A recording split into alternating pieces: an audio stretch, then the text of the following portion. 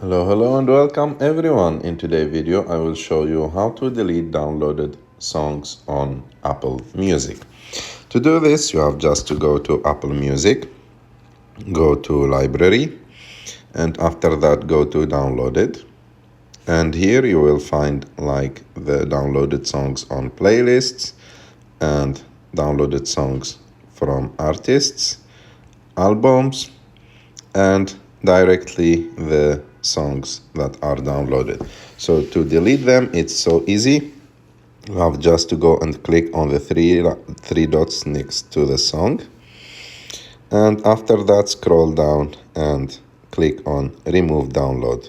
And if you want to remove it like definitively from your library, you have just to go to that song again and click on remove from library. Click delete and it will be deleted. I hope that you like this video. If you like this video, don't forget to subscribe to our channel to like this video, and see you in the next